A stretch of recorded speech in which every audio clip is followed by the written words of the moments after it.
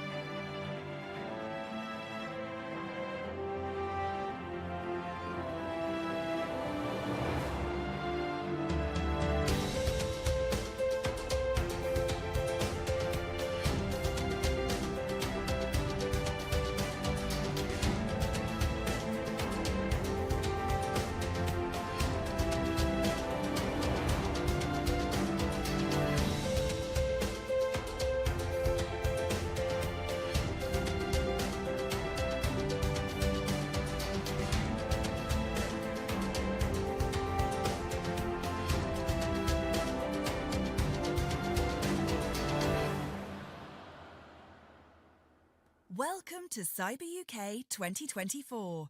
Please give a very warm welcome to the NCSC's CEO, Felicity Oswald OBE, to open the first plenary session.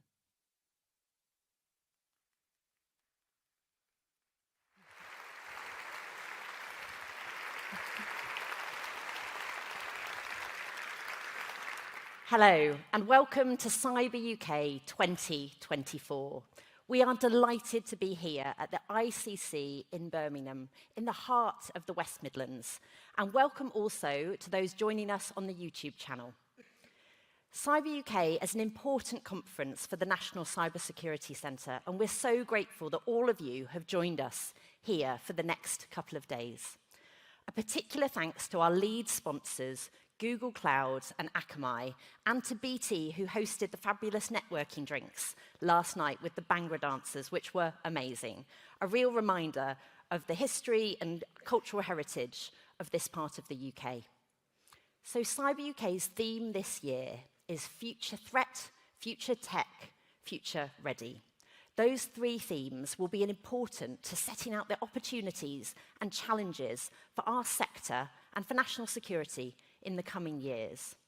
There's plenty of content around all of those streams over the next few days, which we really hope you'll engage in and really enjoy. One of the challenges in our sector, though, is about skills and diversity. We do not have enough of either.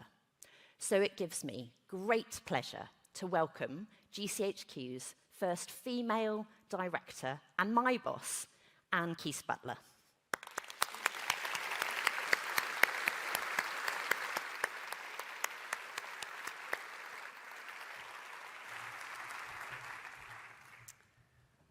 Good morning and welcome to Cyber UK 2024.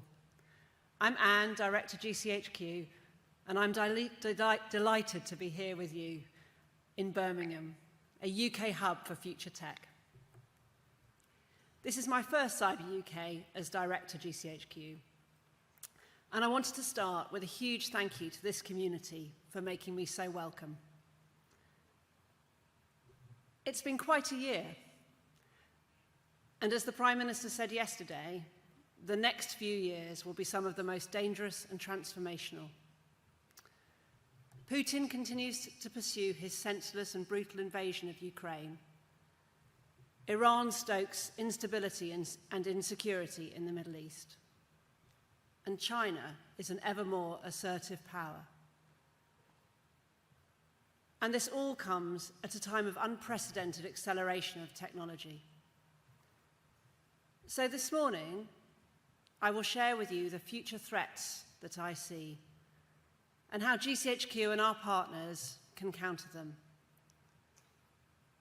I will start to explore how we can reap the benefits and manage the risks of future tech, like generative AI, and I will focus on why resilience and partnering better and faster than ever are crucial for us to be future ready.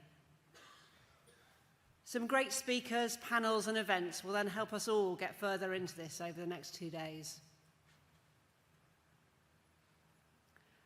My starting point is cybercrime. Ransomware continues to be the most acute and pervasive cyber threat for UK businesses and organisations.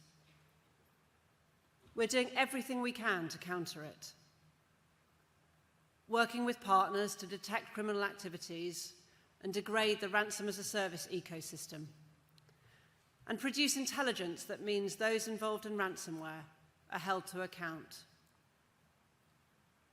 Last week, the National Crime Agency unmasked the leader of the Lockbit ransomware group, Russian national Dmitry Korosov, a significant disruption showing that there is no hiding place for cybercriminals, and a brilliant example of international partnerships. Turning next to Russia, we are increasingly concerned about growing links between the Russian intelligence services and proxy groups to conduct cyber attacks, as well as suspected physical surveillance and sabotage operations. Before, Russia simply created the right environments for these groups to operate. But now they are nurturing and inspiring these non-state cyber actors, in some cases seemingly coordinating physical attacks against the West. The Russia threat is acute and globally pervasive. It requires constant vigilance and collaboration to defeat it.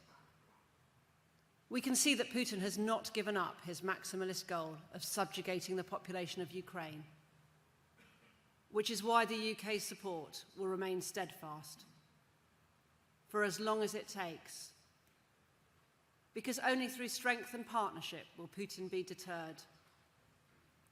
At GCHQ, we continue to strengthen Ukraine's cyber capabilities, to share vital intelligence and expose Putin's malign plans, and his increasing reliance on states such as China and North Korea, and of course Iran, who continue to supply drones to Russia in return for money and military assistance. On Iran, while we see little in the media about their online capabilities, they remain aggressive in cyberspace. Actors associated with the state have been implicated in attacks against victims in many countries. And Iran is continuing to grow its cyber espionage expertise alongside a range of disruptive and destructive capabilities.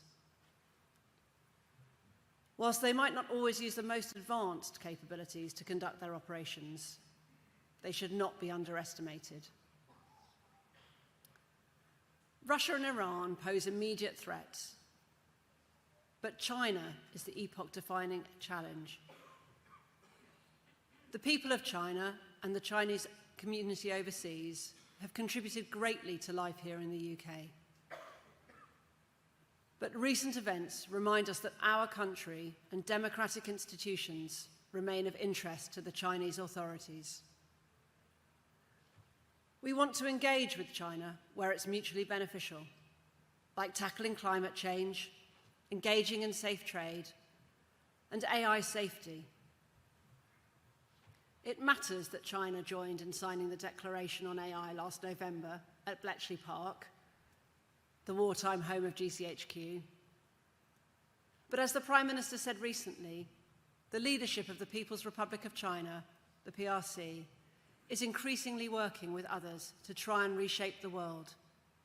Responding to the scale and complexity of this challenge is GCHQ's top priority. And we now devote more resource to China than any other single mission. Through their coercive and destabilising actions, the PRC poses a significant risk to international norms and values. In cyberspace, we believe that the PRC's irresponsible actions weaken the security of the internet for all. China has built an advanced set of cyber capabilities and is taking advantage of growing commercial ecosystem of hacking outfits and data brokers at its disposal. China poses a genuine and increasing cyber risk to the UK. The PRC is looking to shape global technology standards in its own favour, seeking to assert its dominance within the next 10 to 15 years.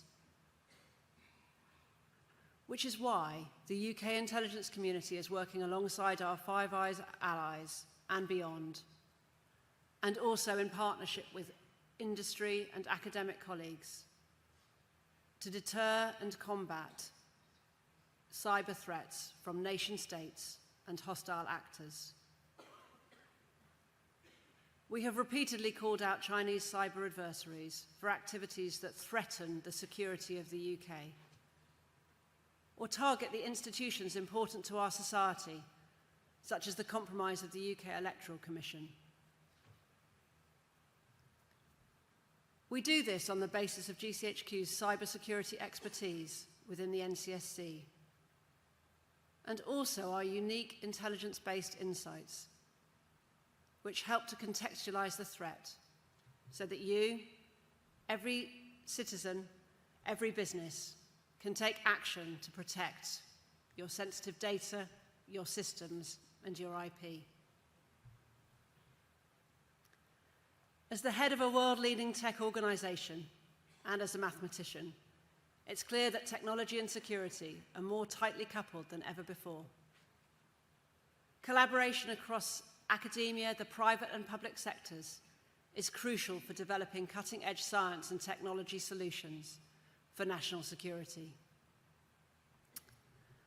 To quote the Foreign Secretary who spoke at NCSC's headquarters in London last week, we need to forge partnerships to out-cooperate and out-innovate our adversaries. Because the world of communications is at a pivot point. Quantum engineering is reshaping the future of computing. The next generation of advanced telecoms will make the world a global cloud of interconnectivity. And right now, there are almost 10,000 satellites orbiting above us, which places new demands on UK intelligence community for security and resilience. This was unimaginable a decade ago. And it's clear that the technological transformation of the next decade will far exceed those of the last. This is most evident with generative AI. These powerful systems are advancing at an exponential rate, outpacing the expectations of even those who lead their development. When it comes to AI at GCHQ, we're focused on three things. Using our unique expertise to help ensure security and safety are hardwired into AI development. Understanding how our adversaries are using or plan to use AI to cause harm.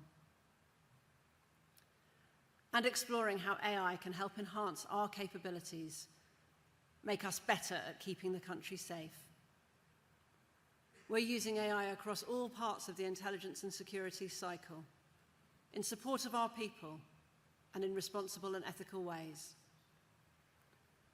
We're leveraging AI advancements to bolster our protection against cyber threats. And we're doing all of that as child sexual offenders are exploiting AI to create increasingly severe material. Fraudsters are using AI to draft convincing phishing emails, and others are using AI to enhance ransomware, infiltrate systems, spread disinformation, and erode trust in democratic institutions. Which is why we're working with partners to identify and disrupt criminals abroad, using our intelligence to prevent many millions of pounds of fraud here in the UK, and deploying cyber operations to remove child sexual abuse material. Together, we stand as a robust line of defense against the misuse of AI. And all of this comes in the year of elections, with 64 nations taking to the polls. I am proud that GCHQ is playing its part in the UK's Defending Democracy Task Force, and working with partners to ensure safe and secure elections. Of course, none of our successes are possible without the best people, empowered and equipped with technology to help solve seemingly impossible challenges. This needs the right mix of minds. I'm the 17th director of GCHQ, but I'm also the first woman to hold this role in our 105-year history. You don't need to be a mathematician to be surprised by those numbers. And all of us in the cyber industry, everyone in this room, has a part to play in building a diverse workforce. We need to attract more talent from ethnic minority backgrounds. And we need more women in science, technology, engineering, and maths, so that we are better at solving the seemingly impossible, so that cybersecurity can work for everyone, and so that we are ready for the future. Looking around the room today, how are we doing? Alongside creating that right mix of minds, what else can we do to manage evolving threats in the face of technological change? I see three ingredients: resilience, partnerships, and speed. Firstly, resilience. The complex set of infrastructure that support our communications, our utilities, our supply chains is fragile, vulnerable to disruption. From war in Ukraine to destabilizing action in the Red Sea, we have all felt the economic shockwaves of conflict. We need to work together to make our systems more resilient to threats, criminal or nation state. We need to protect our sensitive data from falling into the wrong hands. True resilience is something in which we all have a stake, and good cybersecurity matters more than ever. The NCSC plays a leading role in improving this resilience, but we cannot do it alone. It must be a CEO and a boardroom priority, a collaborative effort between government and the private sector, especially where UK critical infrastructure is privately owned. And that brings me on to partnerships. We need to work together, faster and ever more effectively. In a moment, you'll hear from Harry Coco, US Cyber Director, and Heather Atkins, Head of Google's Office of Cybersecurity Resilience. Just two fantastic speakers that showcase the importance of collaboration with business and the strength of our international partnerships. Our partnerships are our competitive edge. They are long-standing, steadfast, built on liberal values, freedom, and innovation. But we now need to increase our speed in matching problems with technological solutions and for engaging with all of you on tech development and scaling innovation effectively. This has never been so important. Our future tech advantage rests on what we as a community do next. Thank you for playing your part.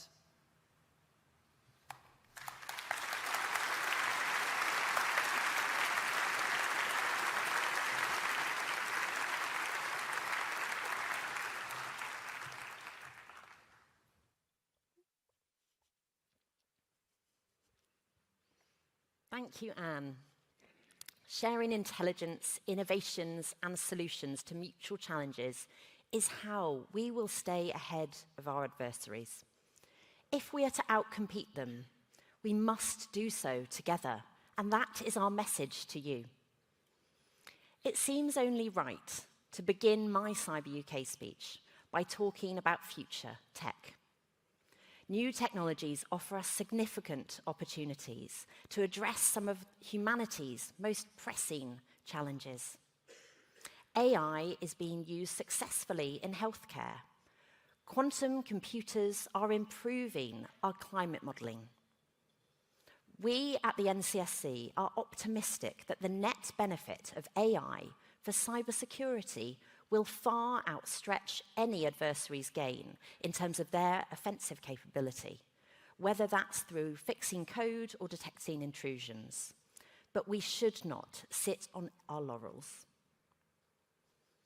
The AI Safety Summit at Bletchley in November brought together industry, academia and governments for the first time to find a unified approach to developing safe and secure AI. Next week, we'll see the next chapter of that discussion in Seoul. I wish our Korean colleagues all the best for that important event. I am often asked, why is the National Cybersecurity Centre part of GCHQ? The answer is a clear one. The insights we have on our adversaries and the unique skills and depth of technology expertise that come with intelligence work provide a unique combination that give us a genuine edge. Code making and code breaking are as relevant today and as intertwined as they ever were. After all, despite the famous work at Bletchley Hut 8, Alan Turing spent more of his career in code making than code breaking. And cryptography and cryptology remain at the heart of so much of cybersecurity, though it is sometimes forgotten in our sector. Teams across NCSC work with many of you in this space, for example, producing cryptographic hardware and keys that help keep government secrets secret. But cryptography is also crucial to our future. Our exceptionally skilled colleagues continue to be instrumental in safeguarding critical national systems against formidable future quantum computers. Important work is underway as I speak to finalize post-quantum cryptography algorithms.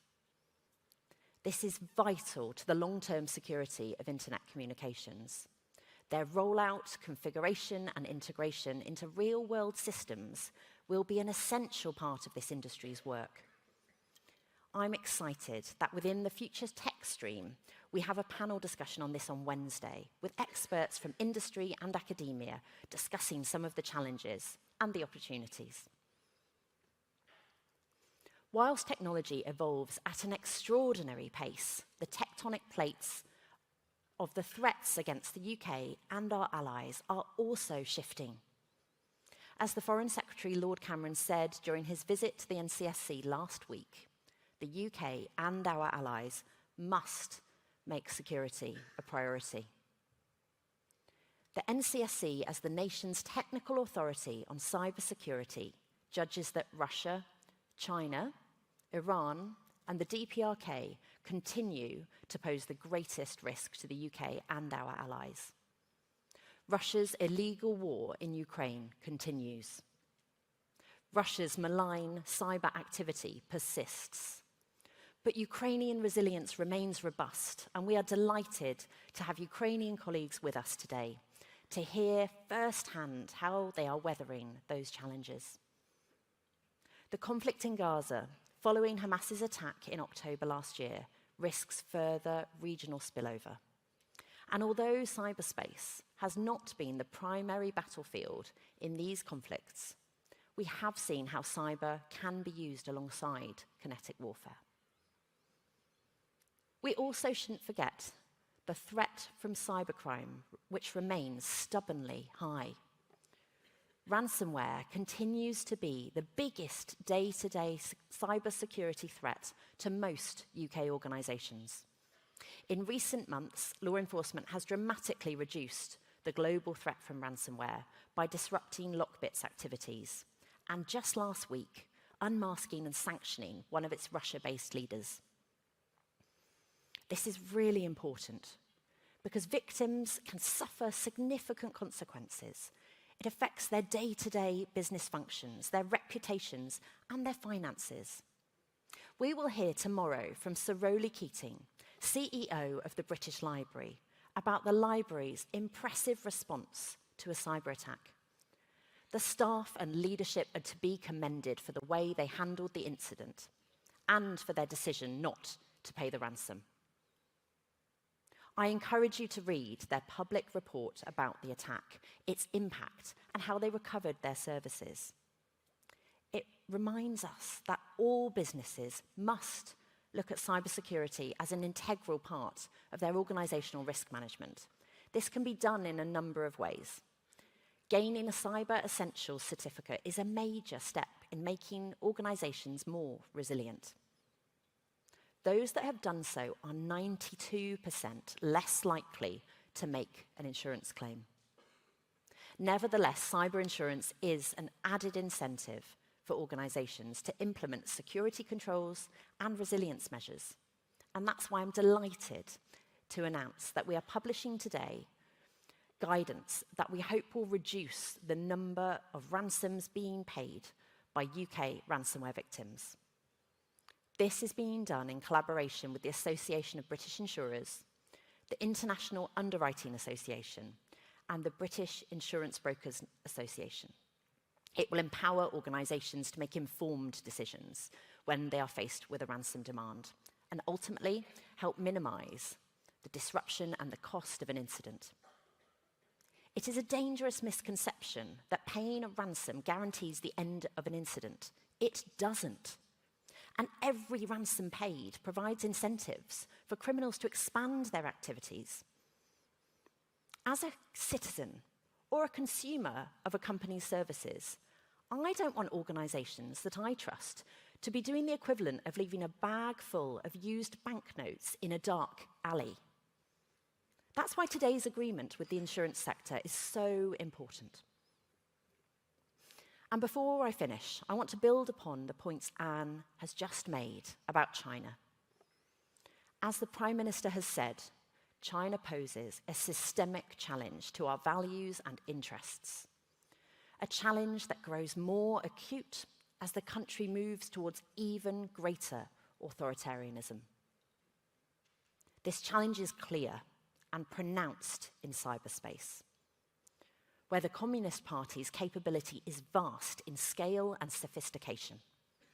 A growing commercial ecosystem of capable hacking outfits and data brokers is available at its disposal, and in recent years, the Chinese authorities have introduced a new law requiring the discovery of security vulnerabilities to be provided to the government as a priority, and at risk of severe penalty. This should worry all of us. It goes against our long-held principles of transparency and accountability. And it speaks directly to the real-world risks we have highlighted before. The US, UK, and allies have raised the alarm repeatedly about activity by the Volt Typhoon group, which could be laying the groundwork for disruptive and destructive cyber attacks. This is a clear warning about China's intent to hold essential networks at risk. And it is a warning that providers of essential services in the UK cannot afford to ignore. We are past the point of running unsupported systems. It is not tenable. Business leaders and network defenders must take action to make their critical systems more secure across our economy. Investment in cybersecurity after the event has little value. China is certainly not treating security as an extra, and neither should we. So, how do we become future ready in a world where our systems grow more intricate and hostile actors are attempting to cripple our critical sectors? The answer is, and must be, collaboration with our allies internationally and between government and industry.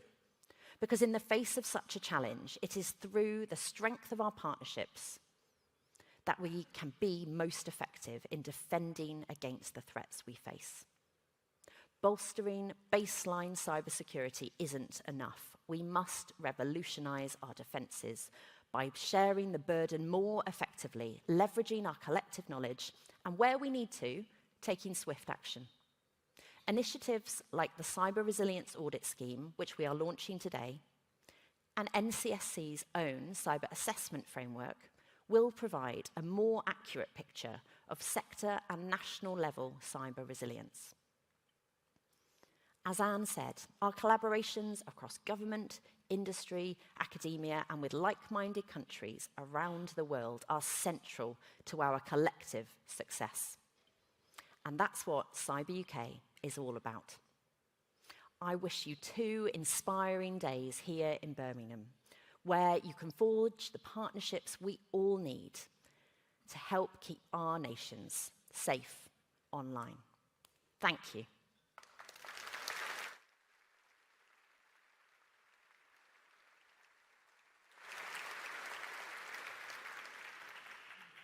I'd now like to welcome Harry Coker from the White House to give his international keynote. Harry.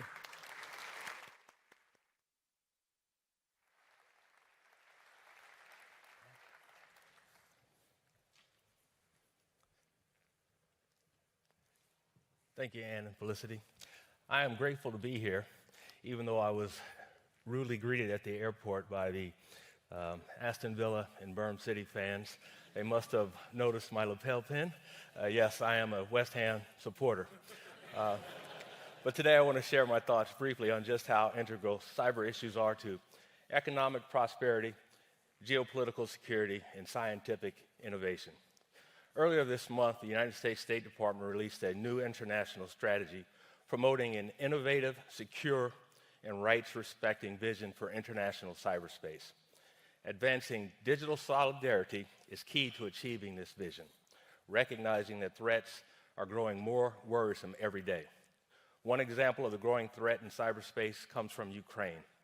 Since Russia's invasion in 2022, Ukraine's cyber defenders have successfully defended their country's critical infrastructure from Russia's cyber attacks. Ukrainian cybersecurity experts have demonstrated for all of us how to take on a world-class cyber power and win. However, the Russian cyber threat has changed.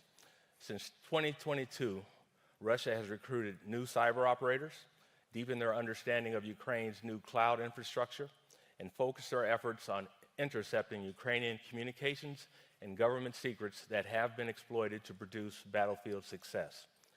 The Russian cyber threat in 2024 marks a new standard of aggression, persistence, and operational agility. For Ukraine, improving the security of networks and communications will be fundamental to their battlefield success.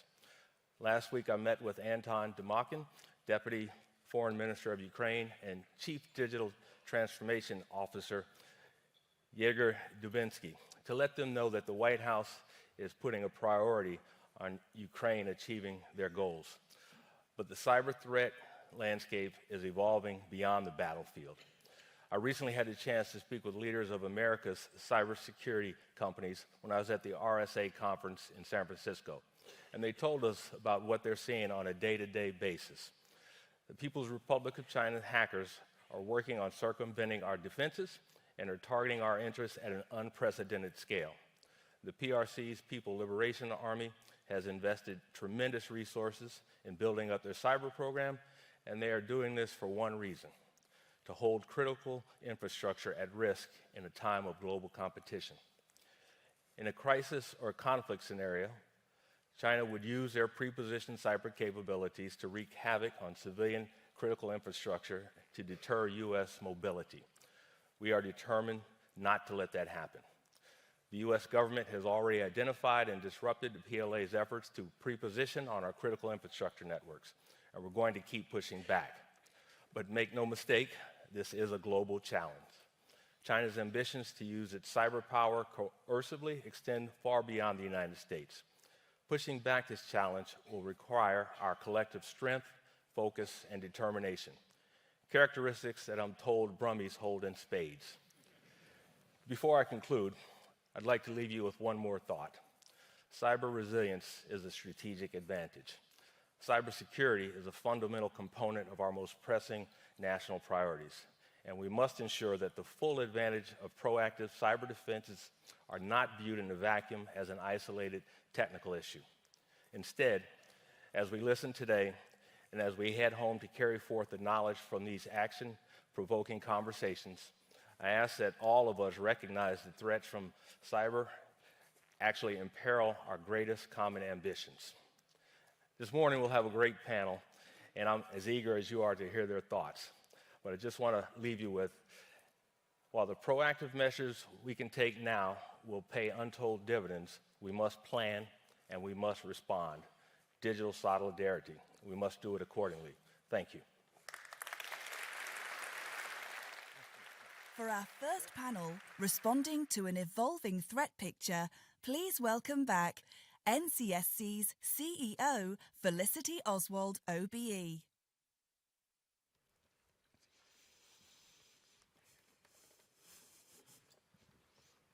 Harry, thank you so much for that. Fantastic to have you here, and thank you for sharing your thoughts. I'm really pleased today to kick off our first panel discussion, and it's a real esteemed panel I have lined up here. So let me briefly introduce each person. I suspect most of them don't need much introduction to this community.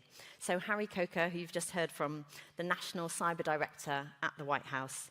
Claudia Plattner. Claudia is President of the Federal Office of Information Security, also known as BSI in Germany. Thank you, Claudia. You're very welcome to be here.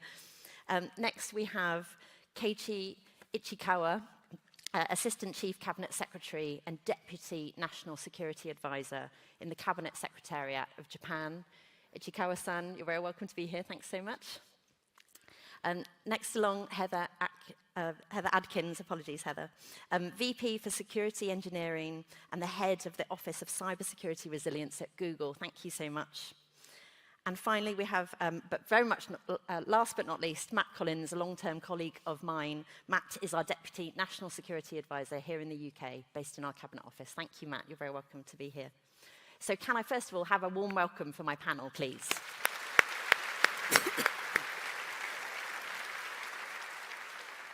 So, blimey, it has been a big year in cybersecurity. Could I kick off by asking you each to recall a key moment or an issue that you've been grappling with or thinking about as an important one in the last 12 months or so? Harry, should we start with you? Certainly. There's been so much that's happened over the last year, but just to keep it to your guidance, I'll talk to the 2024 Cybersecurity Posture Report of the United States that we transmitted last week to the President and to the U.S. Congress. It's seminal because it continues to make the public aware of the cyber threats that we are all facing. It was a report on the U.S. cybersecurity posture, but the trends that were noted in that report are applicable to all of us and our nations. Number one, our critical infrastructure is at increasing risk to cyber threats. Secondly, cyber crime, to include ransomware, is increasing. Third, there is increasing risk to our supply chain that all of us should be concerned about. And then AI is a technology with positive aspects and with challenges, the first of which is in the hand of publics like no other technology has been. So those are cyber threats that we put out there for the public to be aware of. And the reason I'm raising this as a significant issue is because too many of us view cyber almost as an invisible threat. We may not see it and feel it every day, but it is there looming. And so the opportunity to raise public awareness is a key event for me. Fantastic. Thank you so much. Claudia, how about for you? You've been in post for 12 months, or just about, Exactly, a little less than 12 months, 11 almost. I think everything you've just said, Harry, concerns us as well. But there's been one incident that I would like to mention because it may not have been the most severe, most critical, but I think it raised a lot of awareness in the public's eyes. And there was a supply chain attack, classical supply chain attack. So an IT supplier who was serving cities and villages in North Rhine-Westphalia, so municipal services. And what we saw there was that all of a sudden, 72 different communities were basically cut off from services. And that means you could not get married anymore. So if you wanted to, you had to basically move to, or really go to another city. And while that may sound funny, it's not. I'm a romantic, so it's certainly not. But nonetheless, it made people very much aware. And there were people carrying around boxes full of applications for vehicle registrations. And that's the kind of impact it can have. And that is all of a sudden very personal. It's not abstract. It's nothing on the news, as in, you know, the geopolitical situation. No, it's personal. It's happening right here. And this is what you see. And if you scale that up, and it's perfectly possible to scale that up, you can imagine the impact it would have if we were to hit somewhere even more severe. Yeah. Thank you so much for sharing that. Ichikawa-san, yes. How about for you? Oh, yes. First of all, I would like to share with you what's happening in Japan.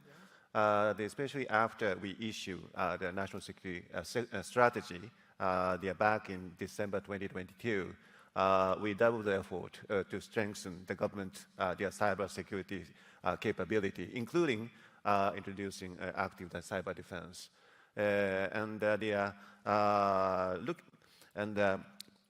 I think the situation in Japan also is getting harder and harder. Let me share with you some incidents which took place last year in Japan. The first is that ransomware attack against Nagoya port. Nagoya seaport is one of the largest seaports in Japan. That is located very close to the headquarters of Toyota automaker. That tells something.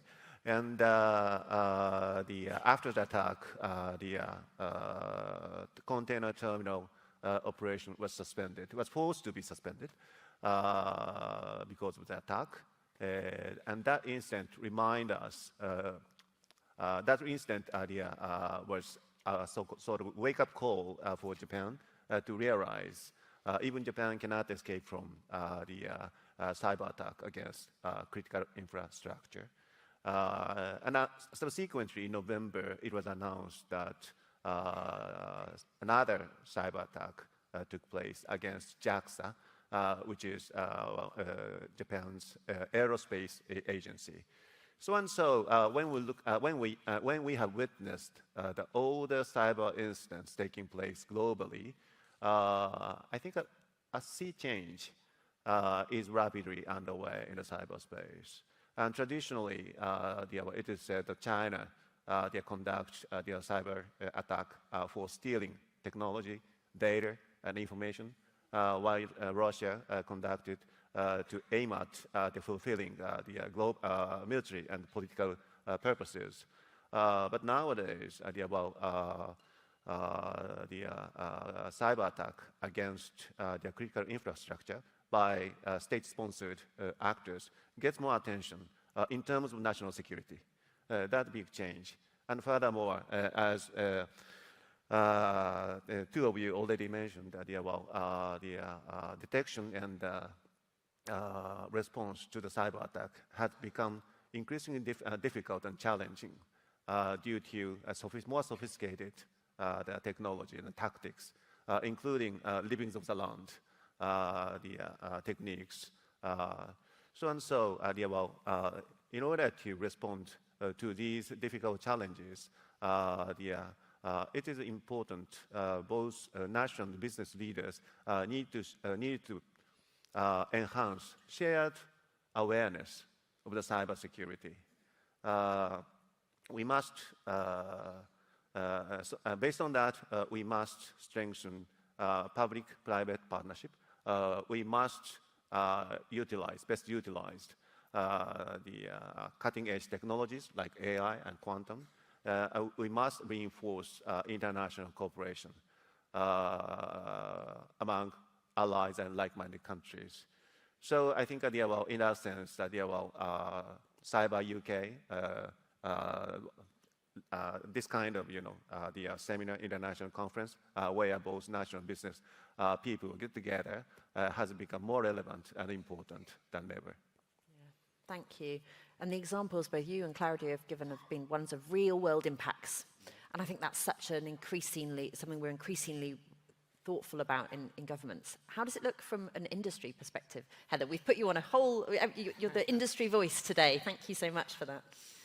With my industry hat on. So I've been doing cybersecurity for over 25 years before we called it cybersecurity. And I would say the past 12 months have been the most complex that I've ever seen. But I say that every year. It is an increasing speed, pace, complexity. A few incidents really stand out for me. Felicity, you mentioned the British Library incident, and if I think about their mission, organize all the world's information and make sure you can get to it in a library, not so dissimilar from the mission at Google. The idea that we could not restore access to knowledge quickly, I think, is a concern.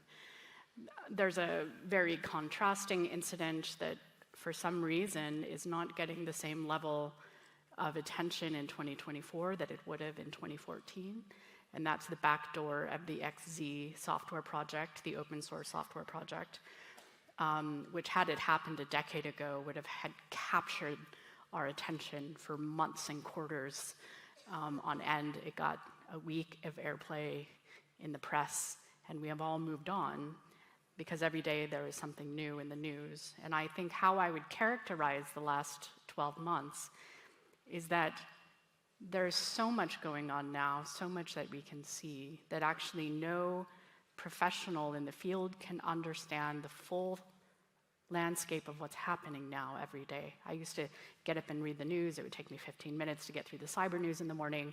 Now I check it 3 times a day, and at the end of the day, there's still something I haven't heard about. This tells me that we are probably seeing a little bit of numbness, if you will. We've become a little bit numb. There's a really famous cybersecurity podcaster who was commenting recently that there's just so much ransomware that he doesn't bother to report on it anymore, right? And that, to me, I think we need to be thinking a little bit about our constant vigilance in these kinds of situations so we don't lose sight of things. You know? Thank you, Heather. Matt was nodding through lots of that. Matt, what's the last 12 months held for you? So there's been some great moments. In the UK, the attribution of APT 31, the Lockbit disruption, obviously all of that is working with a number of partners. There have been great moments where the community have come together. The counter ransomware initiative, I know there's a side event during the couple of days this week. The Pall Mall process with our French colleagues on cyber proliferation, the AI Safety Summit in Bletchley Park. But my main takeaway builds on what Heather was just saying, and it's a slightly glass half empty takeaway, I'm afraid, Felicity, and that is that the threat continues to outstrip our efforts to tackle them. And I think that we need to admit that, and I think we need to calibrate our response accordingly. Well, there'll probably be a bit of a sense of doom through some of this today, but let's also try and bring some optimism. My parents called me Felicity for a reason, but I will do my best on that. Thank you, Matt, very much. That's really grateful for you for highlighting some of the important international collaborations and policy conversations that will set us up for success in the future. I'll come to Ichikawa-san next. My question is about ideas. So why we do Cyber UK and so many of these important gatherings is to share those innovations with one another, those radical or disruptive ideas, which I would love to hear from everyone here what their thoughts are over the next few days. But what are 1 or 2 of the ideas that you're thinking about at the moment or you're keen to hear more about while you're at Cyber UK? Yeah, I have basically 2 things in this regard. The one is the part of the Japanese effort to strengthen the cyber capability. We will introduce the protective DNS, as well as the attack surface management, at least by next March. And but in order to make it really effective, the information intelligence sharing is imperative among like-minded countries and allies. So if the information regarding the malicious domains or vulnerabilities of our own, the systems among with allies and like-minded countries, we will jointly defend our systems more effectively, more proper manner. That is one thing. And also, as we are making an effort to catch up, with other allies, like-minded countries in cyberspace, there are a lot of things we can learn from the experience of our friendly countries, so like UK or US. In case of US, NCSC is a very good example for us. And so we pay a lot of attention to the progress made in response, protective measures, as well as the response assistance that NCSC provides to private sectors. And also we pay attention to the location of the London office of NCSC, far away from the Cheltenham. And that is really suggestive for us to think about our system to be built.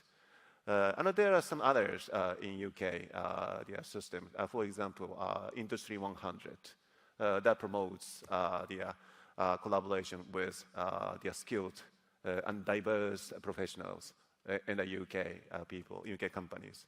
And also Cyber Essentials program scheme.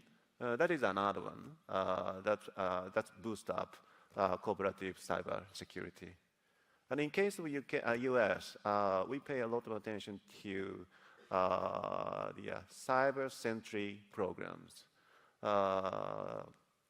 which facilitate the collaboration between CISA and critical infrastructure in terms of improving the cybersecurity visibility for detecting malicious activities. And so, based on the other countries' experience scheme, we would like to come up with the most effective system of Japan. Thank you very much. Thank you. Thank you for your kind words about NCSC. The scaling of our defences is something we're all going to grapple with, whether it's industry or governments. And so keen to hear more thoughts from anyone else. If anyone wants to jump in, feel free. I'll also move on. So indicate, folks, if you want to come in on the with thoughts. Claudia, my next question is for you. We have talked a bit this morning about the threat landscape. Harry shared his thoughts. Anne and I gave a bit of a UK perspective. Given your last year leading BSI, how do you see the cyber threats changing for Germany during that period, and where might they go from here? If you don't mind, I would like to step back a little bit further beyond the 1 year boundary. So I do remember a time when the internet was all about sharing. And I do remember a time when we had network protocols or routing protocols that really were about exchanging information. They were not built with security in mind, which is something we pay a price for today. So something has severely changed from basically it's there for everyone to share and do something good with it. We're now at a major part being misused, really. And that is something fundamental that has changed. And it's not just about exchanging information, doing business. It's also about the cultural way of dealing or of interacting on the internet, in the network.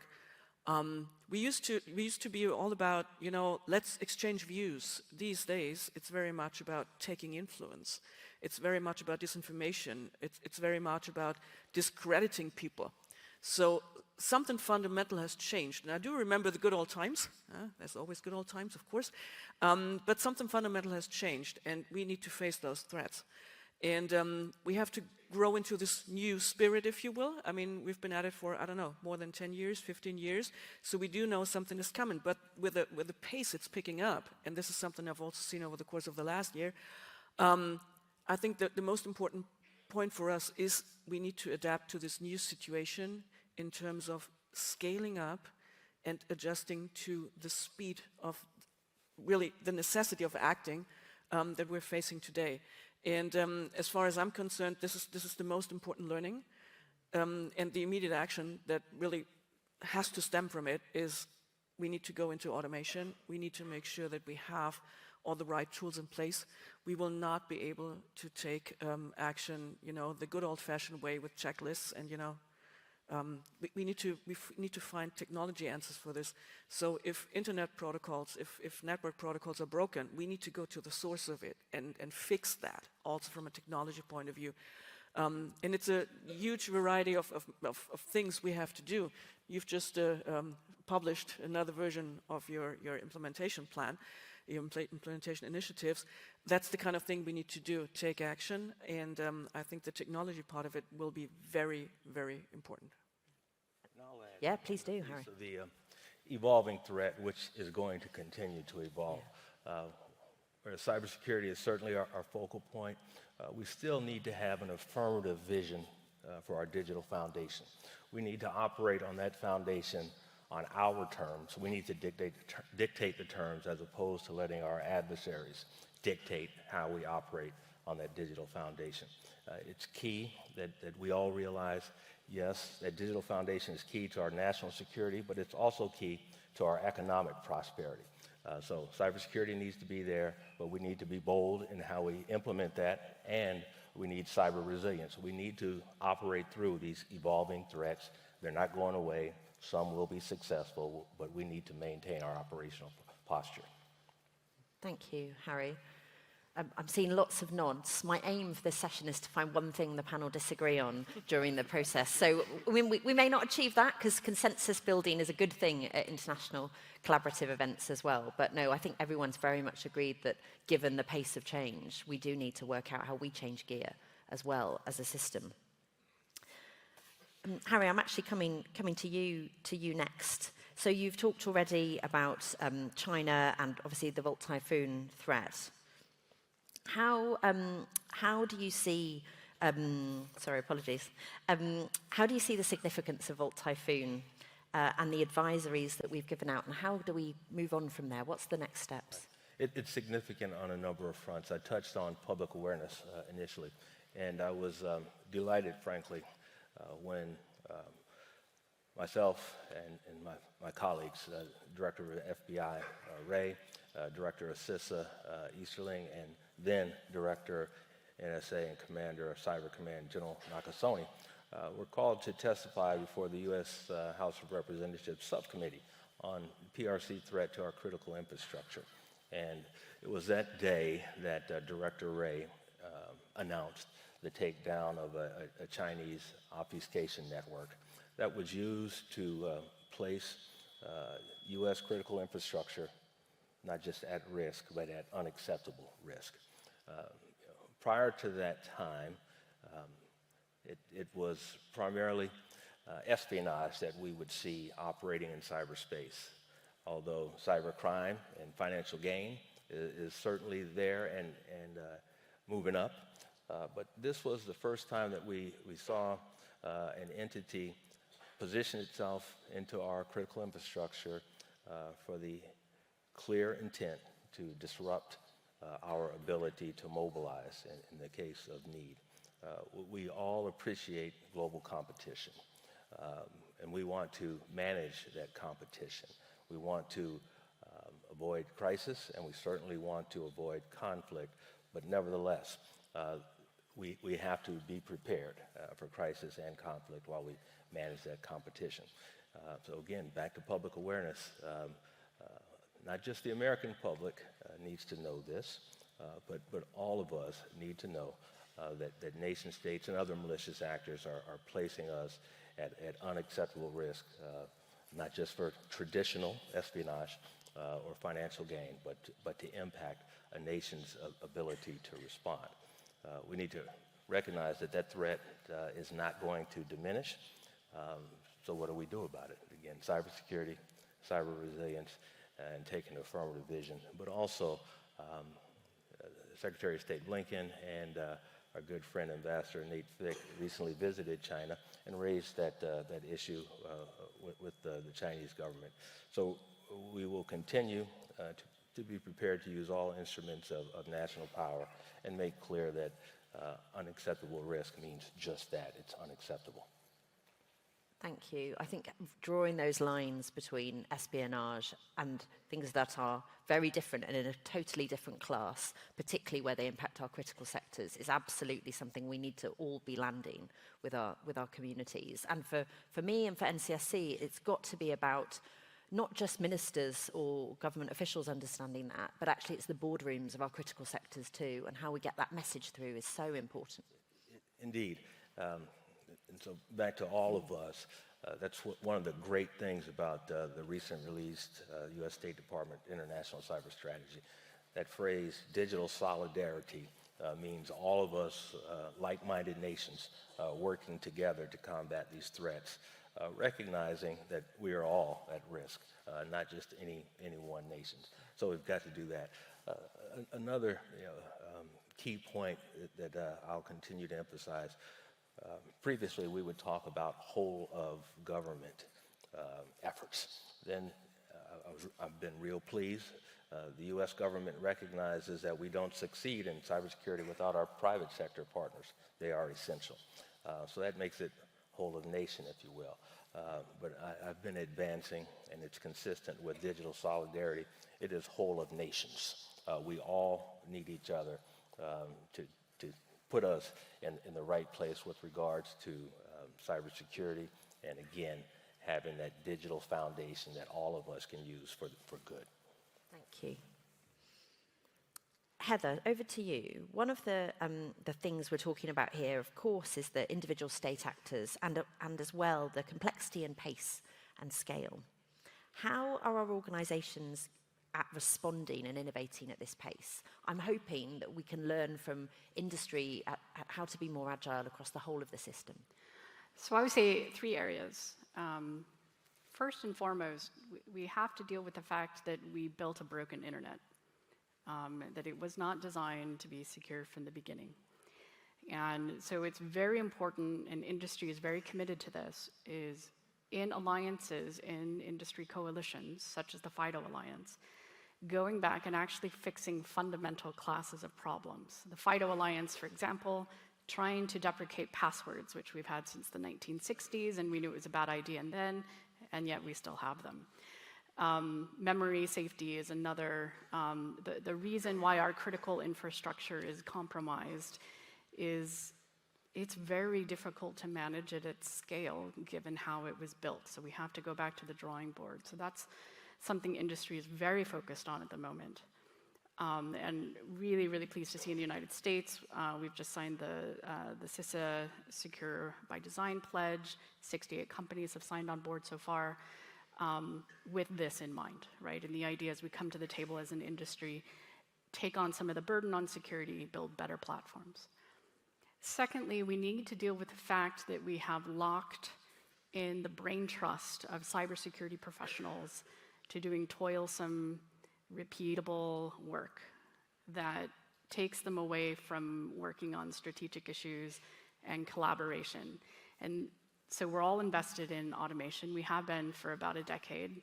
And now we have a new tool with generative AI that we think actually will flip the table in our favor. Just to give you a few stats, we've done some early work, and we've been able to free up the time of SOC analysts by 53%. Using generative AI to do summarization, correlation, drafting reports, et cetera. So you essentially double the size of your SOC if we can get that right, which is very important. Same thing with things like malware analysis. We just released some studies we did on using generative AI to do malware reversing, stuff that takes one person a week, 2 weeks to pick apart. We can now do in 30 or 40 seconds as a first pass, which is pretty remarkable. And you can imagine all of the talent we have trapped doing these kinds of jobs, and it's such a waste of resources in my view. So I think in industry, we're innovating there and we're gonna double down. I think third is the partnership. And it's okay for a Google or an Amazon or a Microsoft to invent all this stuff, but if we're the only ones using it, it's not very helpful. So one of the things we are committed to doing at Google is putting things back in the platform, open sourcing a lot of things, and being transparent about how we are doing things, which will allow other people to adopt methodologies as well as technology.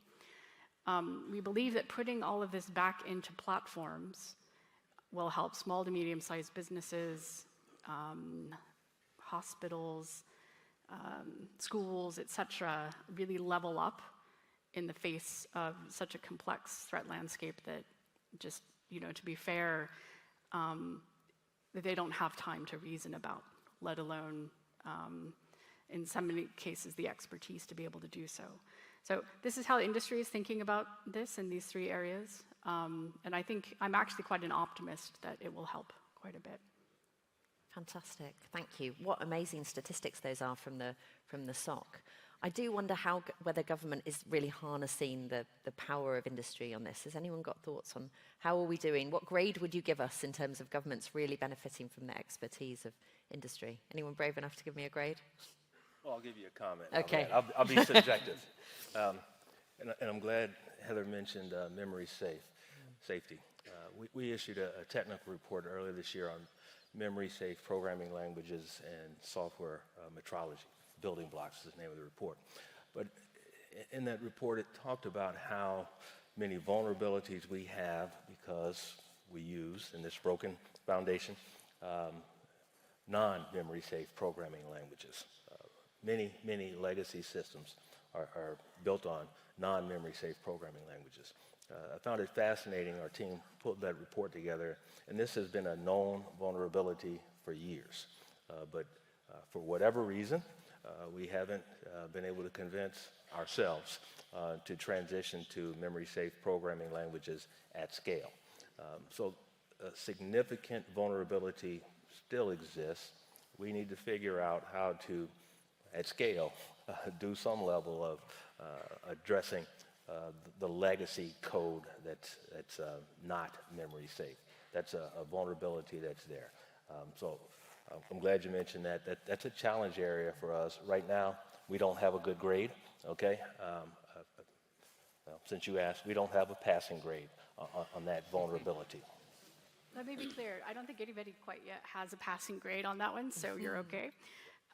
But I do think, it's on us as industry in partnership with academia and government to start to build those solutions. I think large language models offer a hope, but believe it or not, if you ask the large language model to rewrite some unsafe code into safe code, it's very happy to replicate all the bugs in the new code as well. So we have some fine tuning to do on that. But thank you. I'm glad I'm pushing you a little bit. This is good. This is good, guys.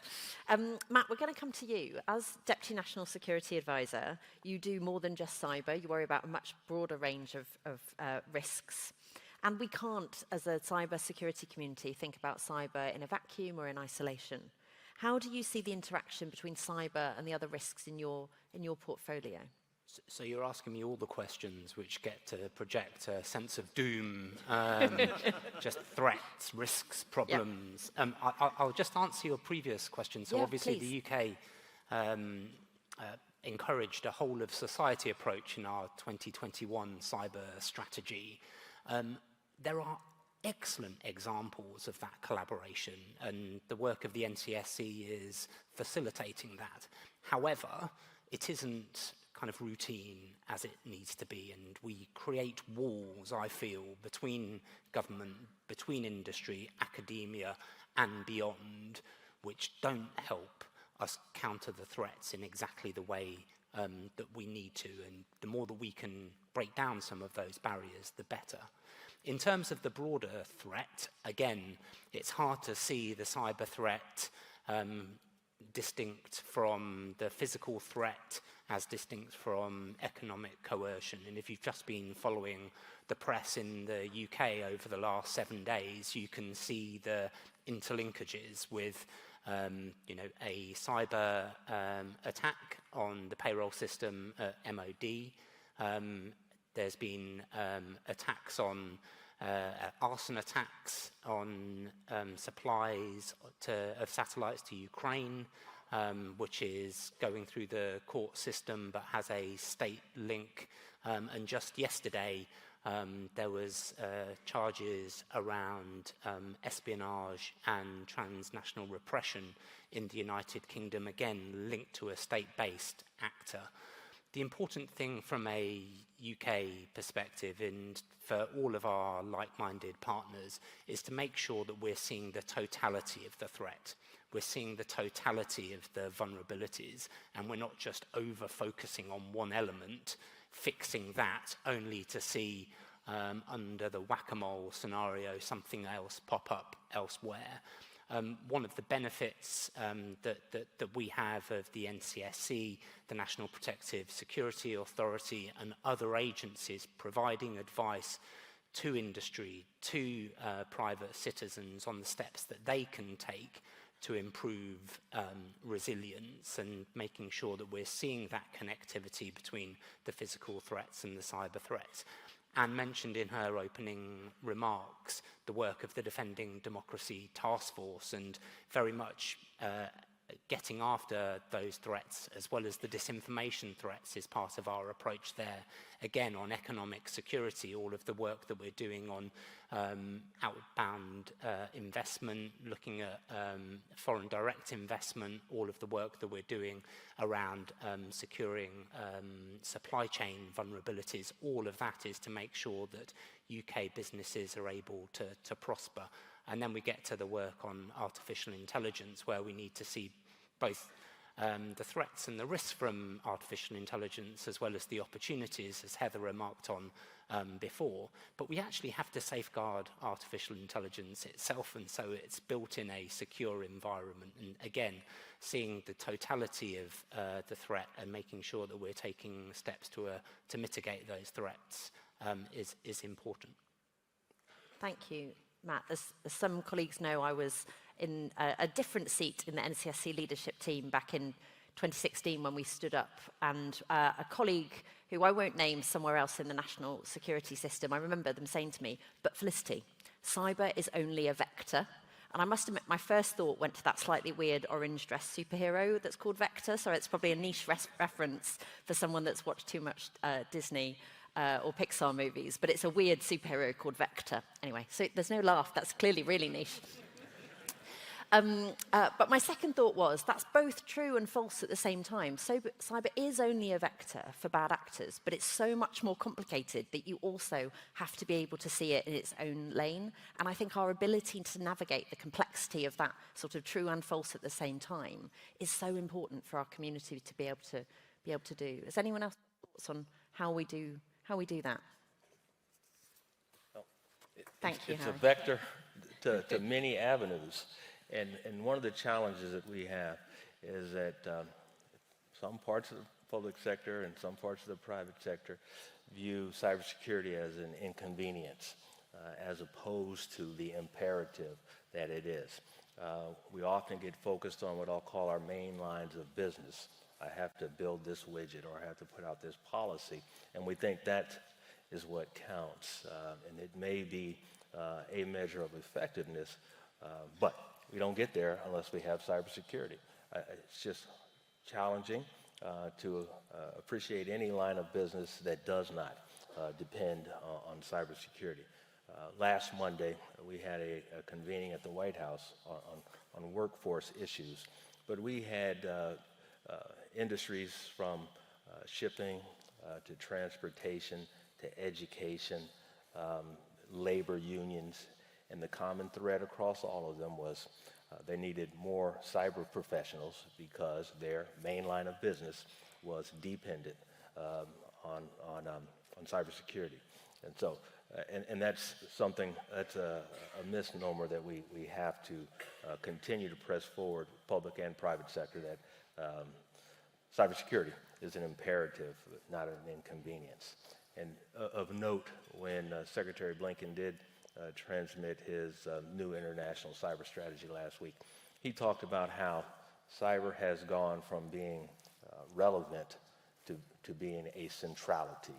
And that's a phrase that stuck with me. It's more than relevant. It's central to what we do and how we live. Yeah. Thank you. So we've talked a lot about partnership, and it's absolutely coming out as a theme across the next couple of days, I think, in many of our panels. Building coalitions that take us to that next gear is so important. And I'm really thrilled that at Cyber UK this year, we have more countries than we think we've ever had before, and we believe there's representatives from 6 continents, which is incredible. And that represents how we can absolutely work more globally.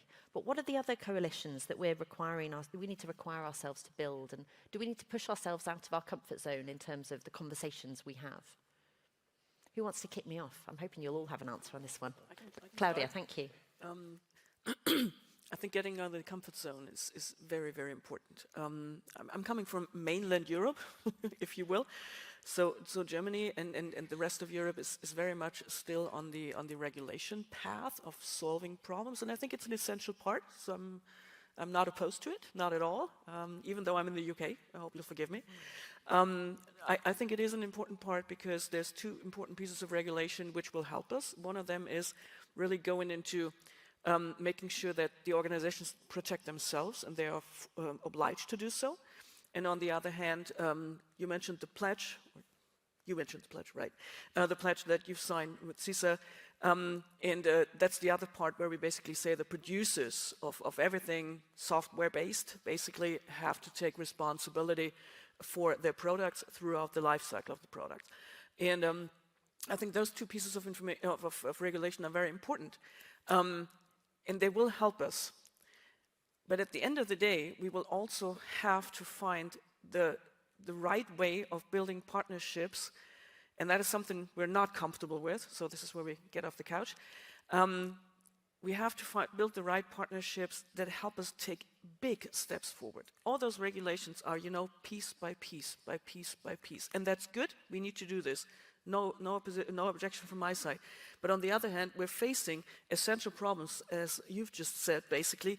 The internet itself is broken. It's built on foundations which are not fit for purpose right now. So we need to go back really to the origins and correct what has not worked before. And us being policymakers, I'm working in a public institution.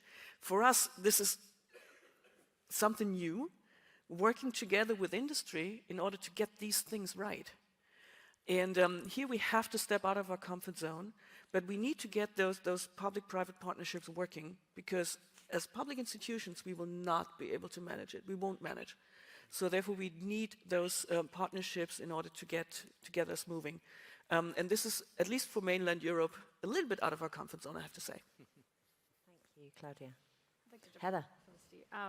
I think I always like to think back to when we invented automobiles. And if you have ever been to a museum on transportation, there's a great one in London. There were 30 ways to start the car. They didn't have windshields, no seat belts. They were very unsafe. And actually, it took a long time for the automotive industry to converge on a platform such that the car more or less works the same no matter who manufactures it. And the seat belt, which is probably the most obvious safety device and simple in the vehicle, in the US wasn't regulated until the 70s, I think.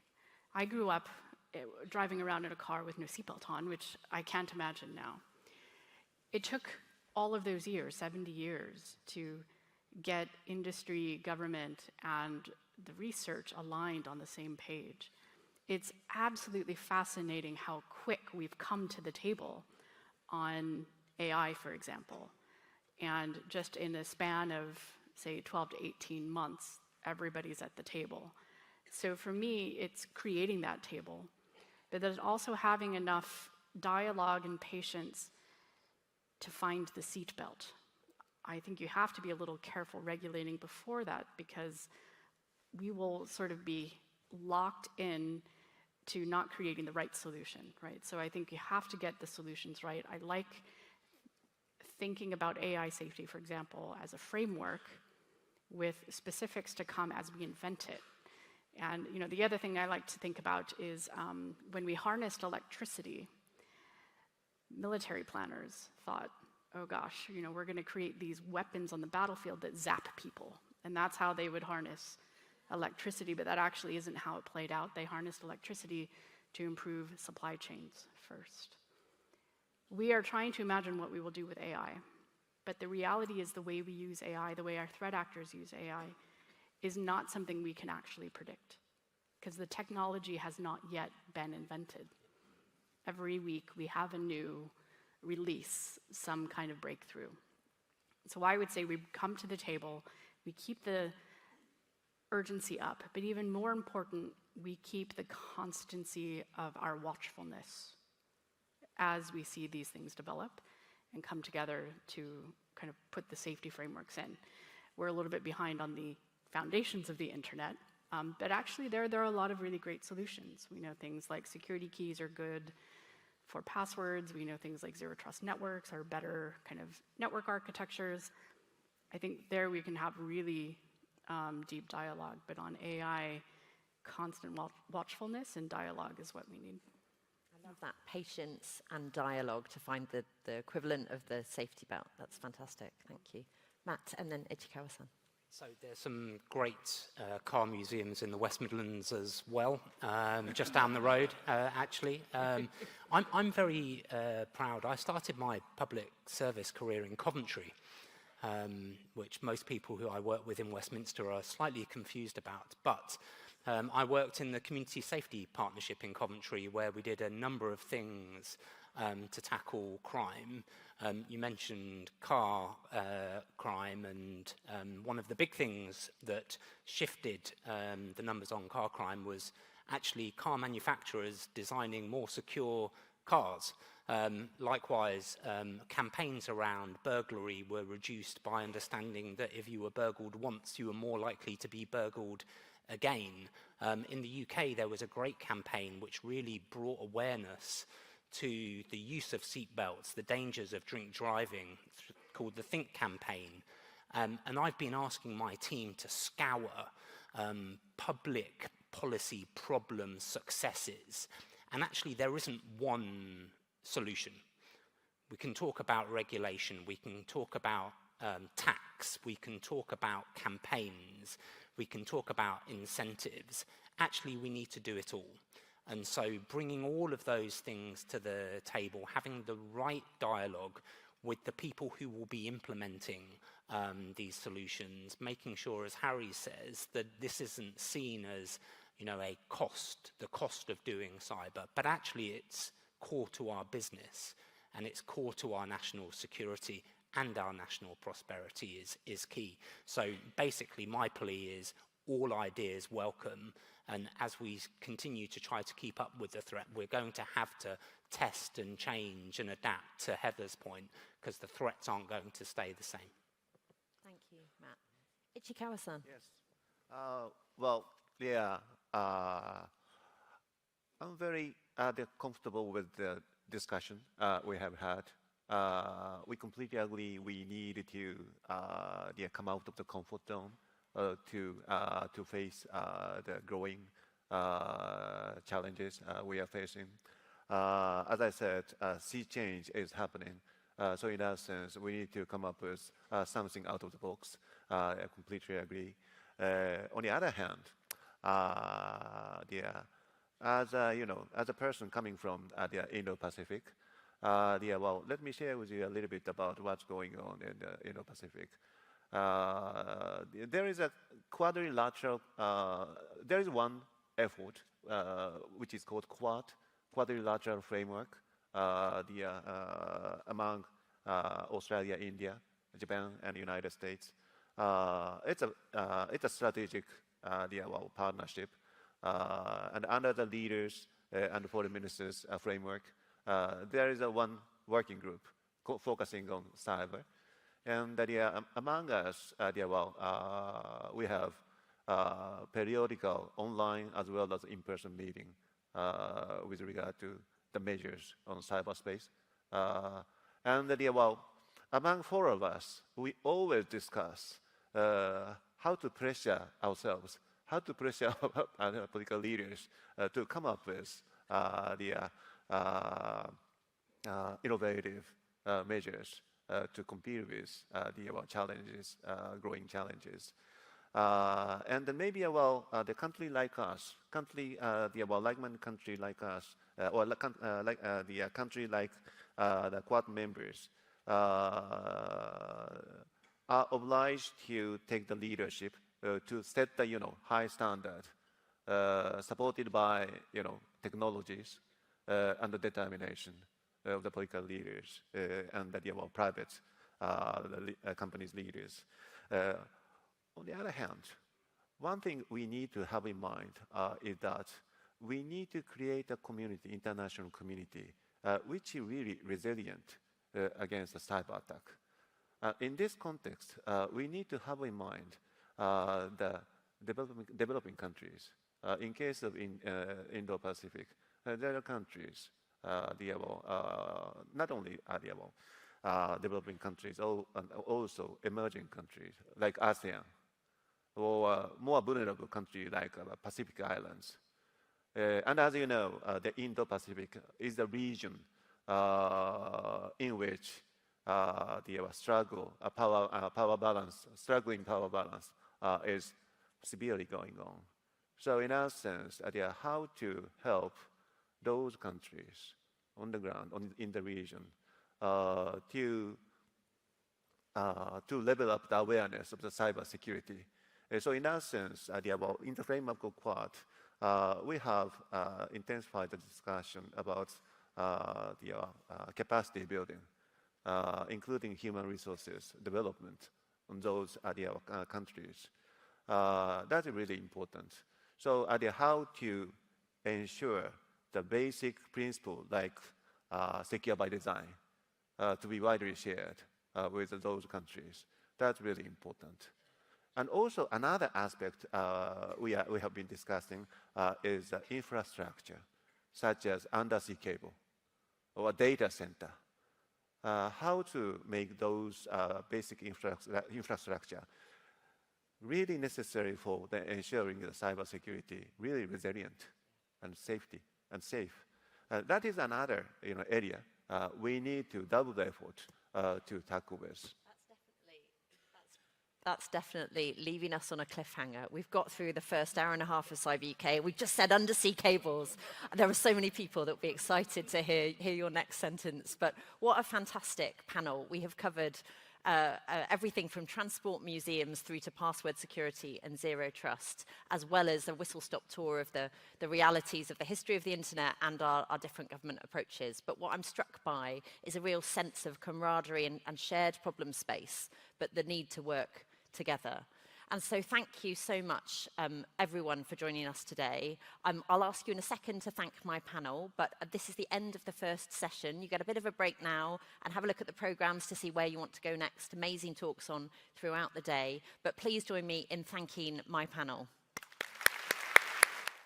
Thank you. Okay, thank you so much. There will now be a refreshment and networking break in the exhibition areas, halls 3 and